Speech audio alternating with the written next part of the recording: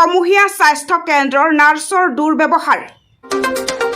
ৰাস্তাত সন্তান প্ৰসৱ এটেনশ্যন স্বাস্থ্যমন্ত্ৰী ডাঙৰীয়া গ্ৰামাঞ্চলত চিকিৎসাৰ নামত চলিছে কি নাৰ্ছৰ মৈমতালিত ক্ষুব্ধ সৰ্বসাধাৰণ ৰাইজ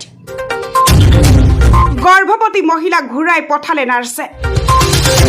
অৱশেষত টেম্পু গাড়ীত সন্তান প্ৰসৱ অভিযোগ অনুসৰি ভালুকান্দি গাঁৱৰ নুৰ জামাল শেখৰ পত্নীৰ প্ৰসৱ বেদনা উঠাত ওচৰতে থকা টুমনি সমূহীয়া স্বাস্থ্য কেন্দ্ৰত লৈ যায় কিন্তু কৰ্তব্যৰত নাৰ্ছগৰাকীয়ে উপযুক্ত শুশ্ৰূষা নকৰি বহুত বেয়া ব্যৱহাৰ কৰে উপায়হীন হৈ তাৰ পৰা ঘূৰি অহাৰ সময়ত টেম্পু গাড়ীত সন্তান প্ৰসৱ কৰে এই লৈ আজি টুমনি সমূহীয়া স্বাস্থ্য কেন্দ্ৰত এক উত্তপ্ত পৰিস্থিতিৰ সৃষ্টি হয়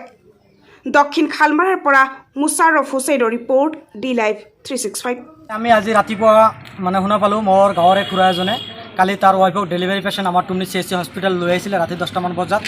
লৈ অহাৰ পিছত আমাৰ এইখন হস্পিটেলটো ৰাতি এনে ডক্টৰ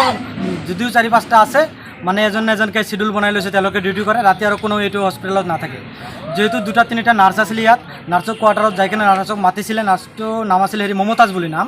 সেই নাৰ্ছক মাতিছিলে সেই বাউণ্ডাৰীৰ ভিতৰৰ পৰাই আমাৰ এই পেচেণ্টৰ অভিভাৱকক কৈছে যে এইটো আমাৰ কাম নহয় এইটো পেচেণ্ট আপোনালোকে ফুলবাৰীত লৈ যাব লাগে তো মই অসম চৰকাৰক আমি এইখিনি কথা অৱগত কৰিব বিচাৰিছোঁ যে ফুলবাৰী একচুৱেলি আমাৰ নহয় ফুলবাৰী মেঘালয় হয় ষ্টেটটো বেলেগ হয় আমি অসমৰ হয় আৰু টুমনি CHC হস্পিটেলত আহি যদি আমি এই সাধাৰণ ডেলিভাৰী ট্ৰিটমেণ্টটো যদি আমি যদি নাপাওঁ ইয়াতকৈ আৰু দুখৰ বিষয় কি আছে এইখিনি কথালৈ আমি আজি আহি কেনে সেই ভুক্তভোগীক লগত লৈ আহি ডক্টৰ যিটো ইনচাৰ্জ তেওঁতো ইয়াত ডিউটি একচুৱেলি নকৰে সি বকতেই থাকে বেছিভাগ আজি আহিছে তাক মই এইখিনি কথা অৱগত কৰাৰ পিছত সেই ইনচাৰ্জজনে ক'লে আপোনালোকে ক'ত কমপ্লেইন কৰে কৰক ইয়াত আমাৰ কৰিব লগা একো নাই আৰু তেওঁলোকে এটাই বাহানা দি থাকে এনেকৈ হস্পিটেলত মানুহ ডিউটি কৰে নেকি আপোনালোকে চাওক হস্পিটেলৰ ডিউটি কি আছে না আছে সেইটো আপোনালোকে চৰকাৰক লেখক কি কাম দিয়ে নিদিয়ে সেইটো আপোনালোকৰ কথা কিন্তু আপোনালোকক চৰকাৰে পইচা দিয়ে আমাৰ টেক্সৰ পৰা চৰকাৰে আপোনালোকক পইচা দিয়ে আপোনালোকে কাম কৰাৰ কাৰণে চৰকাৰে পইচা দিয়ে কিন্তু আপোনালোকে আমাৰ এই টুমনি CHC হস্পিটেলত পেচেণ্ট আহিলে এইখন হস্পিটেলৰ যিমানখিনি আছে সদস্য আছে সকলোৱে গৰু আৰু ছাগলীৰ নিচিনা তেওঁলোকৰ লগত কুকুৰৰ নিচিনা তেওঁলোকক বিহেভ কৰে তেওঁলোকক চায় আমি কোনো ধৰণৰ ট্ৰিটমেণ্ট নাপাওঁ গতিকে অসম চৰকাৰক আমি এইখিনি কথা এই ভিডিঅ'ৰ জৰিয়তে অৱগত কৰিব বিচাৰিছোঁ যে আপোনালোকে বিভিন্ন সময়ত দেখা পাই আছোঁ অসমৰ মুখ্যমন্ত্ৰী আপুনি বিভিন্ন সময়ত বিভিন্নভাৱে মানুহক হাৰাশাস্তি কৰি থাকে আপোনালোকে ধৰ্ম লৈ ৰাজনীতি কৰি থাকে বাল্য বিয়া লৈ ৰাজনীতি কৰি থাকে উচ্ছেদ লৈ ৰাজনীতি কৰি থাকে আপোনালোকৰ স্বাস্থ্যখণ্ড কেনেকৈ চলি আছে ইয়াক কিয় আপোনালোকে গুৰুত্ব দিয়া নাই ইয়াক অতি সোনকালে গুৰুত্ব দিব লাগে কাৰণ আমি আপোনালোকক ভোট দিয়াৰ কাৰণে আপোনালোক CM হৈছে মন্ত্ৰী হৈছে আমি ভোট দিয়াৰ কাৰণে আপোনালোকে ইমানখিনি পোৰ্টফলিঅ পাইছে গতিকে আপোনালোকে মই অনুৰোধ কৰিছোঁ আজি হাত জোৰে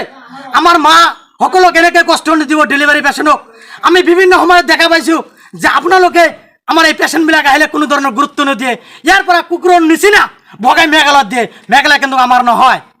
ইয়াৰ উচিত তদন্ত ল'ব লাগে DC ছাৰক আমি এইখন ভিডিঅ'ৰ জৰিয়তে অৱগত কৰিব বিচাৰিছোঁ ইয়াত যাতে পেচেণ্ট আহিলে আপোনালোকে অৱগত কৰি দিব জনাই দিব তেওঁলোকক কি পানিছমেণ্ট দিয়ে আপোনালোকৰ ব্যৱহাৰ ইয়াত ডক্টৰ থাকিব লাগে আমি ট্ৰিটমেণ্ট পাব লাগে আমাৰ যিমানখিনি অধিকাৰ আমি সেইখিনি পাব লাগে এইখিনি অসম চৰকাৰ আৰু আমাৰ স্বাস্থ্যমন্ত্ৰীৰ ওচৰত এইখিনি আমাৰ আবেদন থাকিলে আজি পরিবারটা ডেলিভারি আসছিল আমি রাতে 10টা আমি হসপিটাল নিয়েছি নেওয়ার পরে যেমন এনে নার্স আছে নার্সে যা কইলাম যে এরকম ডেলিভারি কাজ পুরা এমার্জেন্সি আর কি সিরিয়াস তো নার্সে ফিরে করলো কয়টা আমার ম্যাটার না এটা ফুলবাড়ি নিয়ে যাও আহে নাই আর কি বহুত রিকোয়েস্ট করা হয়েছে আহে নাই আশাকর্মীর সাথে আসছিল বহুত রিকোয়েস্ট করছে কিন্তু আহে নাই না আর পরে যেমন আমরা তো উনি বাউন্ডারির ভিতর থেকে করতেছি আমরা বাইরে থেকে করতেছি উনি বাউন্ডারির বাইরে আহেনি না হাতে আমরা ফিরে ঘুরে আসি ঘুরে এই যে জোসনা আছে ওনার বলে গেছে উনি 10-15 মিনিট দেরি হয়েছে তো উনি কইলো যে তাহলে যদি এরকম ডেলিভারি কাজ তাহলে হসপিটাল নিয়ে নাই তাহলে আমার এখানে নিয়ে আসো দেখি আমি বাড়িতে তখন টেম্পু উঠেছি ওই মানে তখন ওই টেম্পুর মধ্যেই